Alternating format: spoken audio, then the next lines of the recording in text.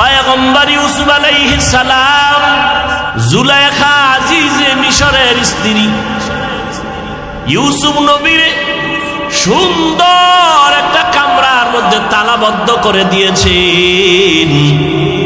তালাবদ্ধ করে দিয়া জুলাইখা বলে, ইউসুফ তুমি আমাদের গোলাম, আমার মনের আশাটা অগোচরে গোপনে পূরণ করে দাও। ইন্নান নাফসা লাআম্মারাতুম বিসসু ইল্লা মা রাহিমা রাব্বি ইন্না রাব্বি গফুরুর রহিম।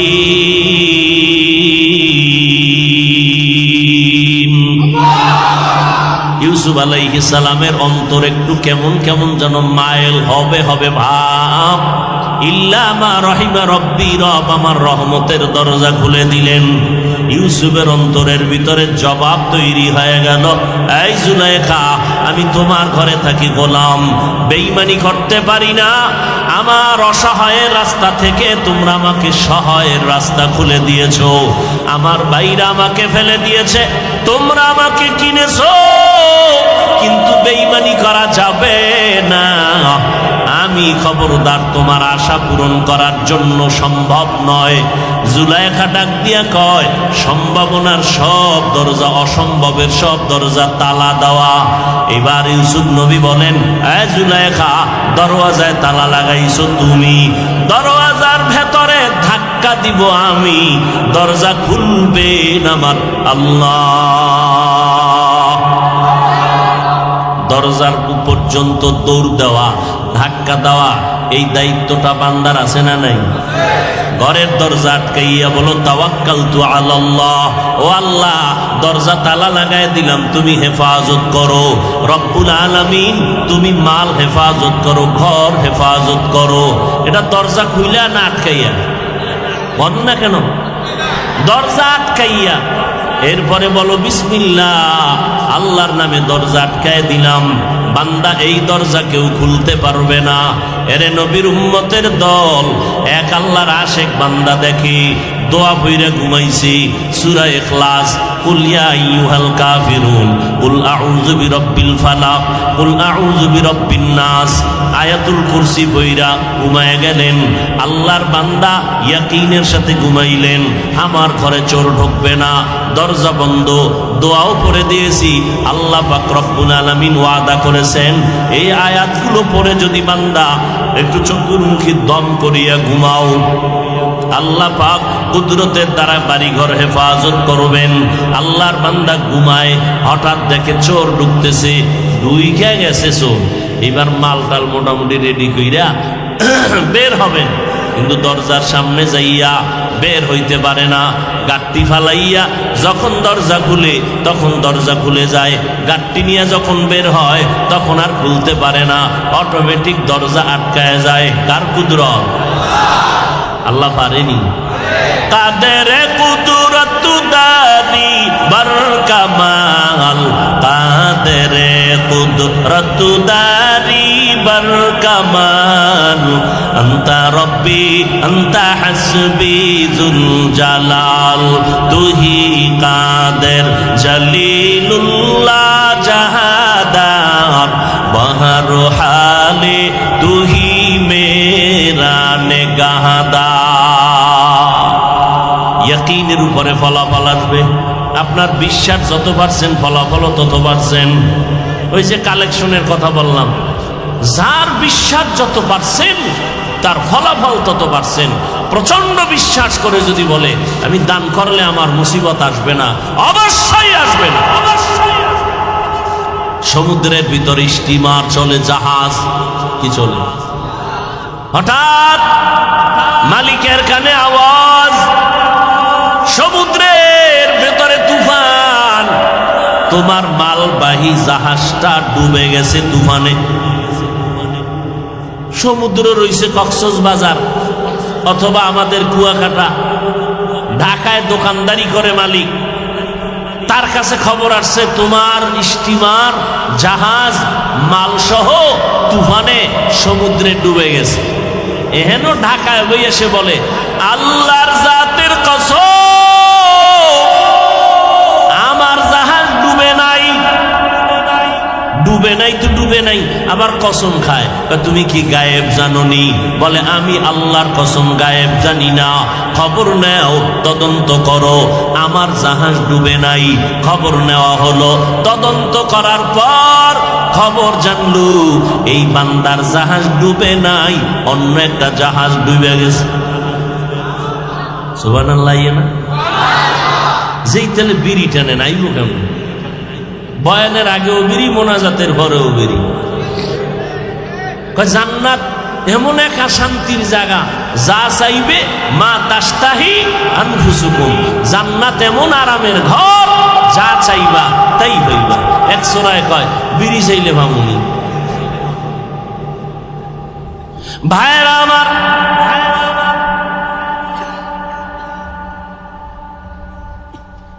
সবাই জিজ্ঞাসা করলো তুমি তো জানো না সমুদ্রের ভেতরের কি হালাত, কিন্তু ঢাকার শহরে বসে তুমি কসম কেমনে খাইলা? আত্মবিশ্বাস কি? বলে আল্লাহর রসুলের কথা, যদি মালের জাকাত যারা ঠিক মতো দিবে তাদের মাল কখনো ধ্বংস হবে না। আমি পাই পাই করে আমি জাকাত দেই, গরিবের কাছে জাকাত পৌঁছাইয়া দেই, সাইনবোর্ড লাগাইয়া মানুষের কষ্ট দিয়া জাকাত দেই না, এমন ভাবে দেই যে আমার টাকা দিয়া একটা গরিব ফ্যামিলি যেন স্বাবলম্বী হতে পারে। একটা গাড়ি কিনে দেই, না হয় দোকান দিয়া দেই। যথাযথ আমার জাকাত আমি আল্লাহর মোহাব্বতে আদায় করি। রসুলের কথা, যারা সঠিকভাবে জাকাত আদায় করবে আল্লাহ ফেরেশতা দিয়া তাদের মাল হেফাজত করবে। কাদের কুদরত দারি বারকামাল আনতা রব্বি আনতা হাসবি জুনু জালা। ওই আল্লাহ আছে না নাই? সাহাবীর কানে এসে আওয়াজ দিল, এই ভাই আপনার বাড়িতে আগুন লাগছে। বলে আল্লাহর জাতের কসম আমার ঘরে আগুন লাগতেই পারে না। এইবার সবাই দৌড়াইয়া গেল, গিয়া দেখে তার ঘরে কোনো আগুন লাগে নাই। বামের ঘরে আগুন, ডানের ঘরে আগুন, মাঝখানে তার ঘরটা হেফাজতে আছে। এইবার দৌড়াইয়া গেল, সাহাবী তুমি এত সিউরিটি দিলা কিভাবে? তোমার ঘরে আগুন লাগে নাই। বাস্তবেই দেখলাম ডানের ঘর পুড়ে গেল, বামের ঘর পুড়ে গেল, মাঝখানে তোমার ঘরটা পুড়ে নাই। বলে পয়গম্বরের হাদিস শরীফ, যারা প্রতিদিন ফজরের পরে একটা দোয়া আছে, এই দোয়াটা পড়বে আল্লাহ তাআলা সমস্ত মুসিবত থেকে তারে হেফাজত করবে। এক বুজুর্গ যায় নামাজ বিছাইয়া নামাজ পড়ে পানির উপরে। বড়টা কেমনে সম্ভব? স্ত্রী কয় এটা তো আমার হাতের কামাই। যায় নামাজ বিছাইয়া ফাঁকরি বেঁধে নামাজ পড়ি আমি, তোমার কামাই কেমনে? টের বাবা 2 দিন পর। ঠিকই পরের দিন যখন গেছে যায় নামাজ বিছাইয়া, নিজে পাও দেওয়ার আগে যায় নামাজ ডুবে গেছে। দৌড়! তোমার ভিতরে এত পাওয়ার, এই পাওয়ার না থাকলে দেশ চালায় কেমন? কঠিন পাওয়ার। ডাক দিয়ে কে পাওয়ার কি? ও স্বামী আমার, আল্লাহর কসম আমি আপনার জন্য পুরা ঘরের মধ্যে পয়গম্বরের তরিকায় আমি চলি। আমার দোপাট্টা পর্যন্ত আমি খুলি না। পয়গম্বর বলেছেন, যেই ঘরের নারীরা পর্দা রক্ষা করবে, দোপাট্টা খুলবে না, ওই ঘরের রিজিকের বরকত নষ্ট হবে না। নাম্বার 2, আমি ঘরের মধ্যে যত রান্না করি পাকাই, আমি বিনা অজুতে কোনো খানা পাকাই না। আমি ইস্তেঞ্জায় যাই, আমি জুতা ছাড়া যাই না, খালি মাথায় যাই না, সুন্নত তরিকায় যাই। এবং বাথরুম থেকে আমি যতবার বের হই আমি অজু না কইরা কোনো কাজ করি না। বরকত আমনেরে দিব আল্লাহ। ম্যাডামও ঘুমায়, আমনেও ঘুমান। রোজা রাখে না, বউ রোজা রাখছে, রোজা বাদ, আগে খানা দাও। নামাজ পড়ে, আগে খানা। নফসে খাওয়া মায় পাইছে না বাঙালি? ওয়াজে গেলেও খাওয়ান তালাশ করে। ডাক্তার কইছে মিষ্টি খাওয়া হারাম, হয়ে গেছে সবে বরাতে জেলাপি খাইতে মসজিদে। আছে না নাই? যাইয়ে হ্যাঁ কিলাকিলি ধুম, বিষয় কি? পোটলা একটা লয়ে বগলের তলে, আর একটা হাত বাড়াইছে আর একটা নিবে, পিছনে একজনে আমি একটা ভাই না, ও দুইটা লয়ে টানে, ও বগলের তলেরটা টান দিছে, দুইজনের সাথে কিলাকিলি শুরু, এমন ধাক্কা ধাক্কি, ওদিক দিয়া মানুষ খাইয়ে লয়ে সব গেছি গা। এখন এই দুইজন কিলাকিলি করে দেখে জেলাপি পায়ের তলে ভর্তা, কেউ নাই। মসজিদ থেকে বাইরে খোদা, গজব দুনিয়াতে থাকলে এই জায়গায় দিলা গজব, আজকে এই মসজিদে আর আইল না। বিষয় কি? জেলাপি পাইলাম না কেন? ডাক্তার কইছে মিষ্টি খাওয়া নিষেধ। এই হলো বাঙালির খাসলাত। দেখেন না, জুমার নামাজে যায়, 5 ওয়াক্ত তো পড়েই না, যাইয়া শেষে গিয়ে ঢুকছে, সুন্নত পড়লে পড়লো, না পড়লে আগেরটার খবর নেই। ইমাম সালাম ফিরানো মাত্র দল, মনে হয় মসজিদে একটা তুফান শুরু হয়ে গেছে, এক দৌড়ে মসজিদ খালি। বাসায় গিয়ে দেখে আর একজনের জোতা নিয়ে হাজির, ধরা খাইলে টেস্ট করলাম, বাঙালি তো, তোমাকে টেস্ট করলাম, না খাইলে গেছে গিয়ে জোতা। ওম্মা আর একদিন দেখা যায় এই আল্লাহর বান্দা যে আগে যায় প্রতিদিন নামাজ পড়ায়, আজকে সুন্নত পুরা খালি পড়তেই আছে, খালি পড়তেই আছে, ধাম ধাম মসজিদের ফ্লোর খালি গরম, উঠে নামে দাঁড়ায়, খালি বাড়ি মারতেছে সেজদার। বিষয় কি? ওই এত জুমা, কয়েকটা জুমায় সুন্নত পড়তে পারি নাই তো, এদের কাজা আদায় করি। কয় কেন? বিষয় কি? কয় যে খতিব সাহেবের পাশে জেলাভির বস্তা। মুয়াজ্জিন আবার কয়া দিছে নামাজের পর বইয়ের মিলাদ আছে, কয় না? হায় হায়, আর জীবনভর নামাজ পড়াই মসজিদে জুমা টুমায়, সাহসও করে নাই যে হুজুর নামাজের পর আলাদা একটু মিলাদ কইল, সাহস করে নাই। কারো দোয়া লাগলে ওই নামাজের পরে যে দোয়া করি ওই দোয়া সব শেষ। কিসের আবার জেলাপি টেলাপি? এই তবারক খাইয়া লইয়া মসজিদ অনেক জায়গায় ভাগ হয়ে গেছে, মাহফিল বন্ধ হয়ে গেছে, এই তবারক খাইতে যায় মোবারক হয়ে গেছে, মাহফিল বন্ধ। এই যে এখানে এত আশিকে রাসূল টাইট হয়ে বসে বয়ানে, যে নেই, যে ফজরও পড়ে নাই, জোহরও পড়ে নাই, আসর পড়ে নাই, মাগরিব পড়ে নাই, এশাও পড়ে নাই। যেই তাহলে ঠিক করে মনে হয় যেন সব নামাজ আমি বন্ধ করে দিয়েছি। তবে মোনাজাতের পরে বাসায় যায় ওই মোনাজাত আর একটা ধরব, মোবাইল মাঝখানে লাগে, এটা হলো আর এক মোনাজাত, হইয়া হইয়া মোনাজাত। বাস এইভাবে ফজর পর্যন্ত কবিরা গুনার প্র্যাকটিস করে নামাজ ছাড়া ঘুম। শয়তানাই কইবা আর কত, এবার একটু রেস্টে যাও, মোবাইল ফালায় ঘুম, ফজরের নামাজেরও খবর নেই। আল্লাহ সবাইকে হেদায়াত দান করুন। অথচ মদিনার নবী বলেন নামাজ ছাড়ার কোনো সুযোগ নাই। ক্বালান নবিয়্যু সাল্লাল্লাহু আলাইহি ওয়া আলিহি ওয়া সাল্লাম বাইনাল আবদি ওয়া বাইনাল কুফরি তারকুস সালাহ। পয়গম্বর বলেন, এই মুমিনের দল, বেঈমান আর মুমিনের ভেতরে ব্যবধান হলো নামাজ। বেঈমানেরা নামাজ পড়ে না, মুমিনেরা কখনো নামাজ ছাড়ে না।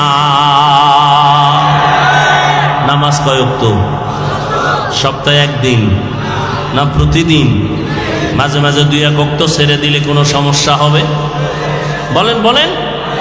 হবে বলার পরেও যদি না পড়েন, ফিডাটার ওজন কত হবে? বললি নামাজ ছাড়া যাবে না, এরপরও পড়লি না কেন? মুসলমানের পরিচয় বড় নামাজ।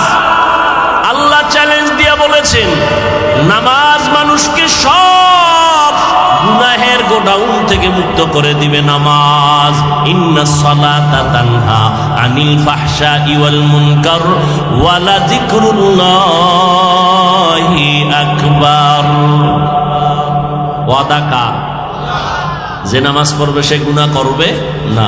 কিন্তু আমগো সমাজে বহু নামাজি সুদ খায়, মিথ্যা কথা বলে, ইমামের বিরোধিতা করে, মানুষের সাথে ব্যবসায় 2 নাম্বারি করে, দোকানে 2 নাম্বারি করার আগেই লেখা রাখছে বিক্রি করা মাল ফেরত নেওয়া হয় না। 2 নাম্বারি করলেও জানো এটার আর প্রশ্ন করতে না পারে। আছে না নেই? অথচ আল্লাহ ওয়াদা করেছেন নামাজ মানুষকে পাপের গুনাহ থেকে ফিরায় রাখবে। নামাজ, কিন্তু দুঃখ, নামাজি বান্দা কেন গুনাহ ছাড়ে না? মুসলমানের সন্তান কেন নামাজ পড়ে না? নামাজ পড়ে না এই আছে একদল, আর একদল আছে নামাজ পড়ে ঠিক কিন্তু কি ছাড়ে না? বলেন না কেন? গুনাহ ছাড়ে না। এদের জন্য আল্লাহ আলাদা আর এক আয়াতে সুসংবাদ দিয়েছেন, কইতামনি আপনারা পারলে ঠোঁট লড়াইবেন। বিসমিল্লাহির রহমানির রহিম। আরাআইতাল্লাযী ইউকাযযিবু বিদ্দীন ফাযালিকাল্লাযী ইয়াদউল ইয়াতীম ওয়া লা ইয়াহুদ্দু আলা তাআমিল মিসকিন। পারেন না যে বয়ে বয়ে দিলেন কেন? ঠোঁটটা তো নাড়াইতে পারে। ওয়ালা ইয়াহুদ্দু আলা তাআমিল মিসকিন, পরেন নাকি? ফাওয়াইলুল লিল মুসাল্লিন, মুসল্লিদের জন্য সুসংবাদ। কি? ওয়াইল নামক জাহান্নাম। মুসল্লি যারা নামাজ পড়ে এদের জন্য চূড়ান্ত নিকৃষ্ট একটা জাহান্নামের নাম ওয়াইল নামক জাহান্নাম। এটা কাদের জন্য? মুসল্লিদের জন্য। মুসল্লি কারা? যারা নামাজ পড়ে। এবার বুঝেননি? ফাওয়াইলুল লিল মুসাল্লিন, মুসল্লিদের জন্য ওয়াইল নামক জাহান্নাম। ওয়াইলুল লিকুল্লি হুমাজাতিল লুমাজা, যারা মানুষের নামে বদনাম কয়, বদনাম নাই, দোষ নাই, বানাইয়া বানাইয়া অপবাদ দেয়, এদের জন্য ওয়াইল নামক জাহান্নাম। ওয়াইলুল লিল মুতাফফিফিন, যারা ব্যবসায় মাপে ভেজাল করে তাদের জন্য ওয়াইল নামক জাহান্নাম। ওয়াইলু ইয়াউমা ইযিল লিল মুকাজ্জিবিন, মিথ্যা কথা যারা কয় এদের জন্য ওয়াইল নামক জাহান্নাম। নামাজীদের জন্য ওয়াইল নামক জাহান্নাম। যেই নামাজি নামাজ পড়ে বান্দার হক নষ্ট করে এমন মুসল্লিরা জাহান্নামে। কোন জাহান্নাম? ওয়াইল নামক জাহান্নাম। আর যারা সঠিকভাবে নামাজ পড়বে, আল্লাহ কয় নবী জানায় দেন, এশার নামাজ পড়ে যদি ঘুমাও, ঘুম থেকে উঠে যদি ফজরের নামাজ আদায় করে নেও, ঘুমাইয়া যেই সময় কাটাইছো ওই সময়টাও নেকের পাল্লায় ওজন দেওয়া হবে। মাকুন সুস্তি নামাজে পাঞ্জেগানা ফাওয়াইলুল লিল মুসাল্লিনাল্লাযীনা মুমিনারা ইনামাদ ইমদাদ দা ইস্তাঈনু আয়াতে কুরআবখা আয়াতে কদ আফলাহা ইয়াদকুন গৌর কুন্দর মানিয়াজ দিল সাদেকুন। খারাপ লাগেনি? আর একটু সামনে আগাবো। যুবকেরা নামাজ পড়বানি, কষ্ট লাগে না? এরে যুবক, তোমার মতো যুবক জীবনে মাদ্রাসায় পড়ে নাই, তাকাইয়া দেখেছ? স্কুলে পড়ে, কলেজে পড়ে, 5 বেলার নামাজ পড়ে, সত্য কথার সাক্ষী দাও, আছে না নাই? তুমি কেন পারো না রে বাবা? তোমার জন্য একটা ঔষধ আছে, দিতামনি, গ্রহণ করবা? তোমার ক্লাসের যুবক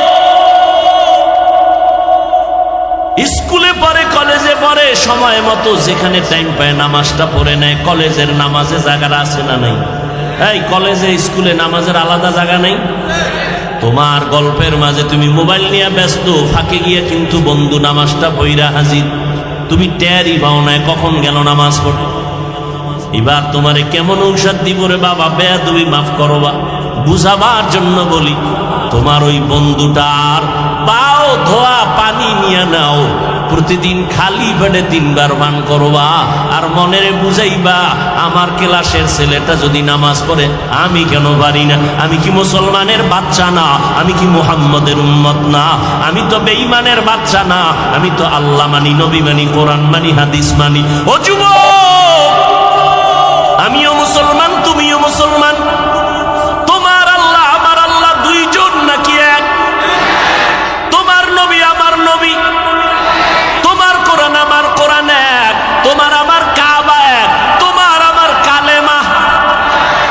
এটা নিয়ে একটু ভেজাল আছে।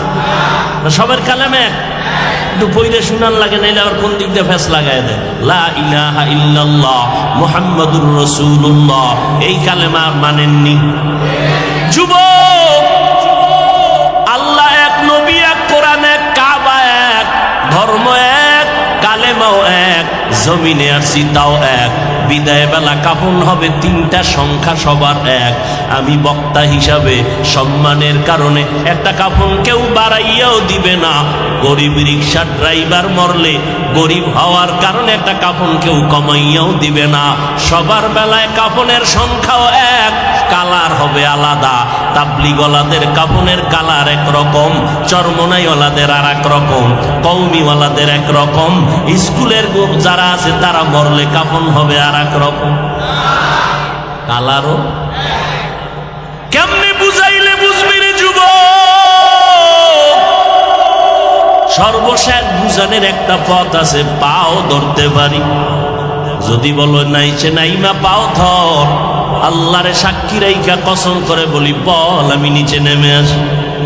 পায়ে ধরে বলবো নামাজ পড়, তুমি আমি এক, আল্লাহ এক, নবী এক, তোমার আমার কোরআন এক, হাদিস এক, কাবা এক, ধর্ম এক, কালেমা এক, জমিনে আসছি এক, বিদায় বেলা এক, কাফনের কালার এক, কবরের সাইজও এক, কবরের প্রশ্ন তিনটা তাও হবে এক। পিসাবের কাছে যেই প্রশ্ন, মুরিদের কাছে একই প্রশ্ন, শিক্ষকের কাছে যেই প্রশ্ন, ছাত্রের কাছে একই প্রশ্ন। রবের পরিচয় দাও, ধর্মের পরিচয় দাও, রহমাতুল লিল আলামিনের পরিচয় দাও। এত কিছুর পরেও কেন আজকে লজ্জা হয়? আমি টুপি মাথায় না দিলে লজ্জা লাগে, আর তুমি টুপি মাথায় দিতে লজ্জা লাগে। আমি দাড়ি কাটতে লজ্জা পাই, তুমি দাড়ি রাখতে লজ্জা পাও। আমি লম্বা জামা পরতে না পরলে লজ্জা পাই, তুমি পড়তে লজ্জা পাও। আমি মসজিদে না ঢুকলে কষ্ট পাই, তুমি মসজিদে ঢুকতে কষ্ট পাও। এইবার চিন্তা করো তুমি কেমন মুসলমান? তুমি মুসলমান, তুমি আশিকে রাসূল, তুমি মুসলমান। আমার বয়ানের কিন্তু বিষয়ের পয়েন্ট হলো বান্দার কাজ কি, ভুলে গেছেন? টোটাল বয়ানের থিম এতটুকু, কি কাজ? চেষ্টা করা। কাকে পাওয়ার জন্য? আল্লাহকে। আল্লাহকে পাওয়ার চেষ্টা করো। আল্লাহ কয় যদি চেষ্টা করো 1 বিঘা, আমার রহমত তোরে আগায় নিবে 1 হাত। বান্দা যদি চেষ্টা করো 1 হাত, আমার রহমত আগাবে কত? 2 হাত। বান্দা যদি হেঁটে হেঁটে আগাও, আমার রহমত তোমার দিকে দৌড়াবে। ও বান্দা চেষ্টা যদি করো, আমি একটা রাস্তা খুলবো না, আমাকে পাওয়ার মতো আমি অনেক রাস্তা তোমার সামনে খুলে দিব। যে দিক দিয়ে দৌড় দিবি, সেখানে গিয়ে দেখবি মাওলার সাথে মোলাকাত হয়ে যাবে। ও বান্দা যত রাস্তা দিয়া ঢুকো, সব রাস্তাই সিরাতাল মুস্তাকিমের পথ। আমরা প্রতিদিন আল্লাহর কাছে প্রত্যেক রাকাতের নামাজে পড়ি, ইহদিনাস সিরাতাল মুস্তাকিম, পড়ি না? আল্লাহ আমাদের জান্নাতে যাওয়ার সঠিক পথ দেখেন। নবীজি একদিন এই রকম একটা খোলা মাঠে সোজা একটা রেখা টানলেন, আর ডানে বামে আঁকা বাঁকা কয়েকটা রেখা টানলেন। নবী বললেন, এই যে সোজা রেখা, এটাই হলো সিরাতাল মুস্তাকিম। কয়টা? বাঁকা না সোজা? কোথায় যাওয়ার পথ? জান্নাতে যাওয়ার পথটার নাম কি? সিরাতাল। নবীজি বললেন জান্নাতে যাওয়ার সোজা পথ, সঠিক একটাই পথ, নাম কি? সবাই বলেন, সিরাতাল মুস্তাকিম। আল্লাহ কয় আমি রাস্তা খুলবো অনেক। সাবিল এক বচন, বহু বচন সুবুল, আমি অনেক রাস্তা খুলে দিব। নবী কয় জান্নাতে পৌঁছার একটাই পথ, সোজা পথ, সিরাতুল মুস্তাকিম। আল্লাহ বলেন অনেক রাস্তা খুলে দিব। আল্লাহর কথায় নবীর কথায় কেমন যেন একটু ভিন্ন ভিন্ন মনে হয়। মুফাসসিরিনে কেরাম বলেন, এই দুনিয়ার উম্মতের দল ভালো করে বুঝে নাও, ঢাকা থেকে খুলনা যাওয়ার বিশ্ব রোড কয়টা? ঢাকা থেকে চট্টগ্রাম যাওয়ার বিশ্ব রোড কয়টা? ঢাকা থেকে যমুনায় যাওয়ার বিশ্ব রোড কয়টা? ঢাকা থেকে সিলেট যাওয়ার বিশ্ব রোড কয়টা? বিশ্ব রোড একটা, সোজা একটা বড় রোড। কিন্তু এই বিশ্ব রোডের সাথে আরো ডানে বামে শাখা রোড আছে। সিরাতুল মুস্তাকিম জান্নাতে যাওয়ার বিশ্ব রোডের নাম। আর যত রাস্তা ডানে বামে আছে সব হলো শাখা রোড। ইমাম আবু হানিফার মাযহাব মাইন একটা দৌড় দাও, দৌড়াইয়া দেখবা সামনে সিরাতুল মুস্তাকিমের সাথে লাইন লাগানো। ইমাম আবু হানিফার রাস্তাটাও আহলে সুন্নাত ওয়াল জামাতের পথ, নাজাতের পথ, এটার সাথেও সিরাতুল মুস্তাকিমের সংযোগ লাগানো। ইমাম শাফি রহমাতুল্লাহ আলাইহির মাযহাব মেনে যদি চলো, সামনে গিয়ে দেখবা সিরাতুল মুস্তাকিম বিশ্ব রোডের সাথে লাইন লাগানো। ইমাম মালিক রহমাতুল্লাহ আলাইহির মাযহাব আলাদা, আলাদা রাস্তা। ওই রাস্তায় যদি চলো, সামনে গিয়ে দেখবা বিশ্ব রোড সিরাতুল মুস্তাকিমের সাথে লাইন লাগানো। ইমাম আহমদ বিন হাম্বলের মাযহাব আলাদা, আর পথ মাইনা তার মতামত নিয়া যদি চলতে থাকো, সামনে গিয়ে দেখবা সিরাতুল মুস্তাকিমের সাথে লাইন লাগানো। বুঝেননি কিছু? কি বুঝেন? কোনো মাযহাব লাগে না। যারা বলে তারা বাতিল, যারা বলে তারা কি? এমনি আপনি দাড়ি রাখেন না, আপনাকে কাফের বলা যাবে না। না, আপনি যদি বলেন দাড়ির দরকারই নাই, তত ভেজাল। আপনি নামাজ পড়েন না, এটা ভিন্ন। যদি বলেন নামাজ দরকার নাই, অন্ত ফতুয়া ভিন্ন হবে। আপনি মাযহাব মানেন না, সেটা ভিন্ন। কিন্তু আপনার এই অধিকার নাই যে মাযহাব মানার কোনো দরকার নেই, না আপনার বলার অধিকার নেই। কে দিয়েছে আপনাকে অধিকার? তাবলীগওয়ালারা মুসলমানের ডাকে আসো, পীর সাহেবরাও ডাকে আসো, আমরা বক্তারাও ডাকি আসো, মাদ্রাসাওয়ালারাও ডাকে সন্তান নিয়ে আসো। সবাই কিন্তু ভিন্ন ভিন্ন সিস্টেমে ডাকে। তাবলীগওয়ালারা ডাইকা ঔষধ দেয়, 6টা উসুলের উপরে তোমার জীবনটারে গড়াও। পীর সাহেবরা ডাইকা বলে সকালে জিকির কর, সন্ধ্যাবেলা জিকির করো। আমরা বয়ানের মাধ্যমে এক সিস্টেমে আপনাদের দাওয়াত দেই, মাদ্রাসাওয়ালার এক সিস্টেমে দেয়। যতই সিস্টেম আলাদা হোক, সবগুলোর সংযোগ হলো সিরাতুল মুস্তাকিম।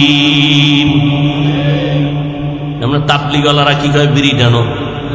তাবলীগওয়ালারাও কয় মদিনার নবীর আদর্শের মালা গলায় লাগাও, আল্লাহর গোলাম হও। পীর সাহেব যারা আহলে হক, ভণ্ড না, যারা আহলে হক, এরাও বলে উম্মত নবীর সুন্নতের মালা গলায় লাগাও, আল্লাহর গোলামিতে নিমগ্ন হয়ে যাও। সব উলামায়ে কেরাম ডাকে। সিস্টেম ভিন্ন যদিও হয়, উদ্দেশ্য কারো ভিন্ন না। পেটে ব্যথার রুগী এমবিবিএস ডাক্তারের কাছে গেল, ঔষধ দিল, ইনজেকশন দিল, ট্যাবলেট দিল, ক্যাপসুল দিল, দিলনি। এই একই রুগী হোমিওপ্যাথিক ডাক্তারের কাছে গেল, সে কিন্তু ইনজেকশন দেয় নাই, সে আবার ঔষধ দিছে আলাদা। এক বোতল পানি, যত ঝাঁকি তত নেকি, ঠিক নেই?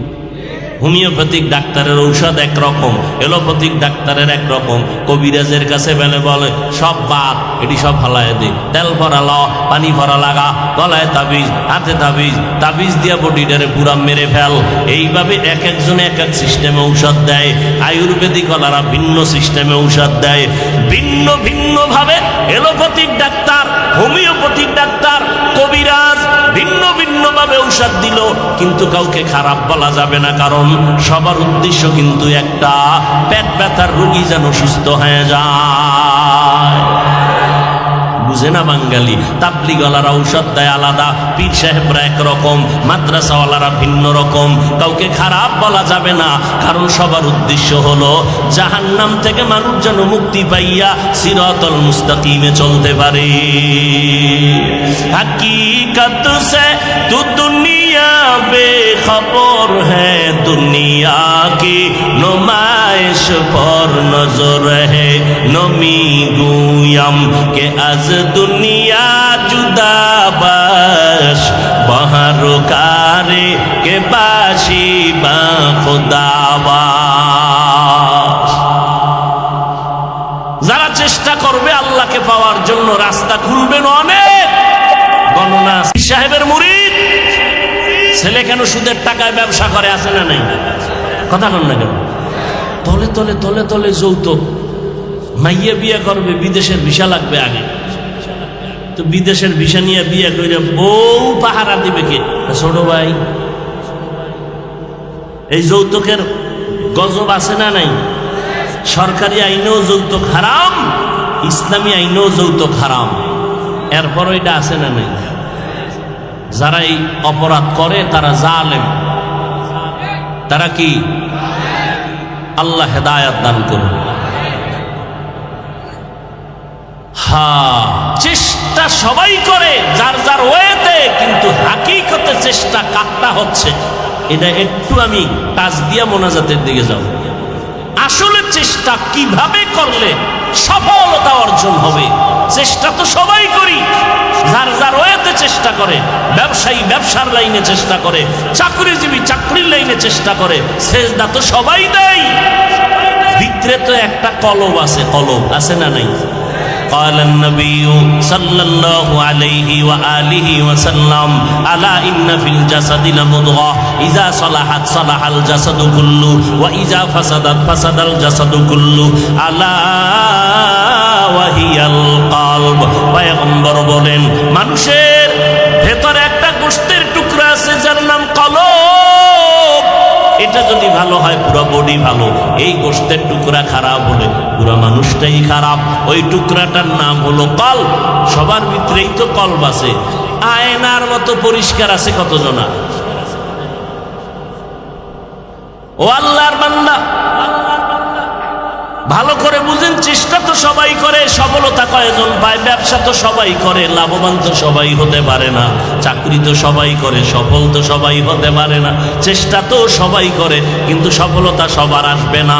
হ্যাঁ, ওই ব্যক্তির চেষ্টা সফল যেই ব্যক্তির চেষ্টার মধ্যে তিনটা গুণ থাকবে। জোরে বলেন কয়টা? একটা বইলে মোনাজাত দিব, ধৈর্য হবে কি? ধৈর্য হবে? ফাঁকে ফাঁকে কিন্তু আল্লাহর বান্দারা কেউ খুব যাইতেছেন। কেন? কারো ঝামেলা, গেট আটকায় গেলে রাস্তায় ঘুরতে হবে আর সারা রাত। বুঝুন না, কিছু বিল্ডিং ওয়ালারা এত পাওয়ার লইয়া চলে যে ফজরের সময় ভাড়াটিয়া নামাজ পড়তে যেতে চায়, গেট খোলার চাবি দেয়। আছে না নাই? আল্লাহ হেদায়েত দান করুন। जिंदगी में बंदगी तू कर नहीं। तो भाई साउंड कमाए, तुम घुमाओ, बारो। जिंदगी में बंदगी तू कर नहीं, जिंदगी पे बंदगी शर्मिंदा है, जिंदगी बे बंदगी शर्मिंदा है। যুবকেরা সজাগ আছেন? আমি যে এইটা টান দিলাম, এটা কি বাংলা গান না হিন্দি গান?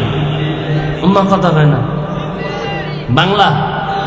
তুমি যে হারাদিন এক যুবক দেখি এই হিন্দি গান শুনে আর লাফায়, কয় লাফাস কেন? অর্থ কি? কয় আব্বাও জানে না, আমিও জানি না। কয় লাফাও কেন? কয় মজা লাগে। এরে যুবক, আমি যে গানটা টান দিলাম, বল এখানে একতারা নাই, হারমোনিয়াম নাই, কোনো ঢোলের আওয়াজ নাই, আল্লাহর সাক্ষী রেখে বল মজা লাগছে না খারাপ লাগছে? दुनिया में हो दुनिया का तलबगार ना हो। हारमोनियम वाला पाশে থাকলে কি বাড়িটা মারতো। दुनिया में हो दुनिया का तलबगार ना हो, बाजार से गुजर हो खरीदार ना हो। ये दुनिया एक मिसल कागज फूल है, ये दुनिया एक मिसल कागज फूल है। जिंदगी में बंदगी तू कर नहीं, जिंदगी में बंदगी तू कर नहीं। जिंदगी बे बंदगी शर्मिंदा है, जिंदगी बे बंदगी शर्मिंदा है। যুবকেরা এগুলো শোন, আমাদের লাইনে বহু আল্লাহ বান্দারা এই নাত পড়ে, নবীর নামে বিভিন্ন নাশিদ পড়ে। হিন্দি লাগলে হিন্দি শোন, বাংলা লাগলে বাংলা শোন, কিন্তু ঢোলের আওয়াজ কানে দিবি না। পয়গম্বর বলেন, বাদ্যযন্ত্রের আওয়াজ যদি পাও কানের মধ্যে আঙ্গুল দাও, কারণ সব গুনার এটা হলো মূল ফ্যাক্টরি। এই গানের আওয়াজ দিয়া মানুষ জেনার দিকে দৌড়ায়, ঠিক নেই? আল্লাহর মোহাব্বত লাগাই এগুলো শুনো। ফাঁকে ফাঁকে কোরআন তেলাওয়াত শুনবা রাতের বেলা ঘুমানোর সময়। তোমার যখন ডিউটি শেষ, শুয়ে শুয়ে একটা ডিউটি করে না, আমার কথা কয় না, মোবাইল শরীফ লইয়া সারাটা রাত কবিরা গুনার প্র্যাকটিস করে। এই ডিউটি যখন শেষ হয়, এবার নিয়ত করছো ডিউটি শেষ, ইতি টানছো ঘুমাবা, ঠিক সেই সময় ইউটিউবে লেখবা কোরআন তেলাওয়াত, দেখবা বহু আল্লাহর বান্দা মক্কা মদিনার ইমামরা তোমার সামনে হাজির। একটা টাচ করবা, এবার তেলাওয়াত চলতে থাকবে, বালিশের পাশে মোবাইলটা ফালাইয়া শুনতে শুনতে ঘুমাও। আমি তো আল্লাহর উপরে ভরসা করে বলি, এক সপ্তাহ যদি এই ঔষধ ব্যবহার করো, নিজেই একদিন চোখের পানি ফেলে বলবা আর গান শুনব না, আর গান। হে খোদা দয়াময় রব্বুল আলামিন,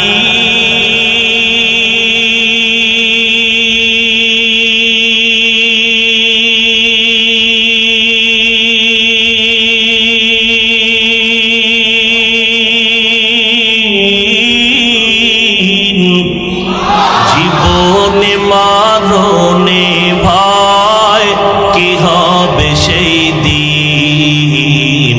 হে খোদা ধরাতে আসিয়া আজি বড়ই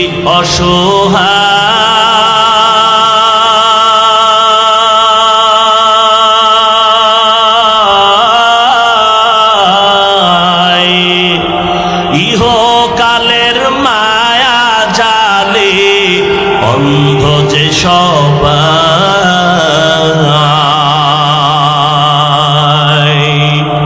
ধরাতে আসিয়া আজি বড়ই অসহায়,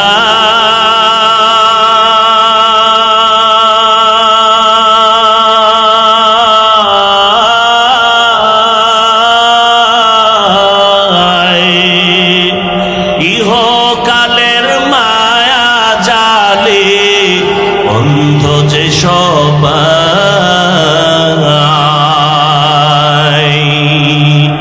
দাও হেদায়াত মুক্তি দাতা, দাও হেদায়াত মুক্তি দাতা, গফুরুর রহিম।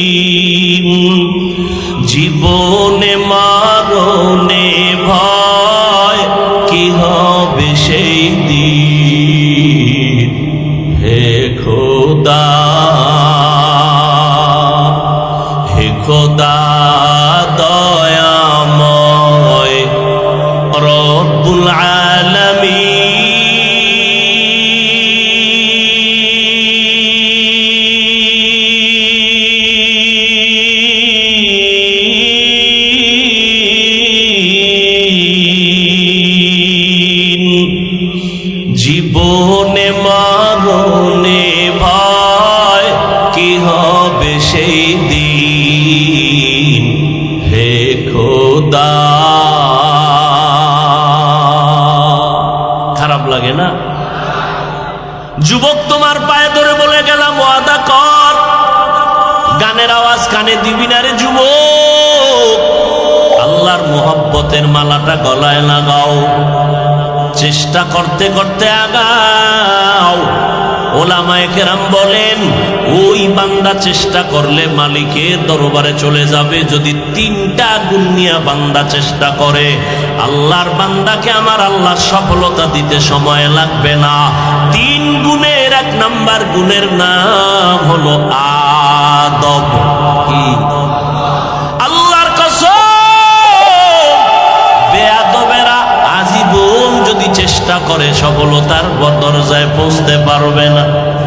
লিকুল্লি শাইইন জিনাতুন ফিল ওয়ারা ওয়া জিনাতুল মারই তামামিল আদাবি আজ খোদা খাইমে তৌফিক আদব বেআদব মাহরুম গাস্ত আজ ফজলেরা। 3টা গুণের 1 নাম্বার গুণের নাম হলো আদব। আদব শিখবা কই? বলে বেয়াদব থেকে আদব শিখো। বেয়াদব যা করবে তুমি তা করবা না। বেয়াদব গালি দিবে, তুমি গালি দিবা না। বেয়াদব বাম হাতে পানি পান করবে, তুমি পান করবা না। বেয়াদব রাস্তার ডান বাম চিন্তা করবে না, এদিক সেদিক উল্টা পাল্টা কথা বলবে, তাকাবে, তুমি তাকাবা না। এরে যুবক, আদব মানি বড় হুজুরের সামনে, খতিব সাহেবের সামনে হাত বাইদের পরে দাঁড়াইয়া থাকার নাম আদব না। চোখের চাহনির মধ্যে আদব আছে, জবানের কথার মধ্যে আদব আছে, অঙ্গ প্রত্যঙ্গগুলো নাড়াচাড়ার মধ্যেও আদব আছে। প্রত্যেকটা ক্ষেত্রে আদব। রাস্তায় হাঁটবেন, সেখানেও আদব। আদবের সংক্ষিপ্ত পরিচয় সুন্নাত অনুযায়ী চলো, এটাই হলো আদব। সুন্নাত অনুযায়ী গ্লাস ধরো, সুন্নাত অনুযায়ী বাথরুমে ঢুকো।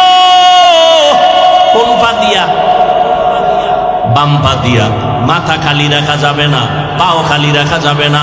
খালি মাথায় খালি পায়ে বাথরুমে ঢুকবা, বিপদে পড়বা।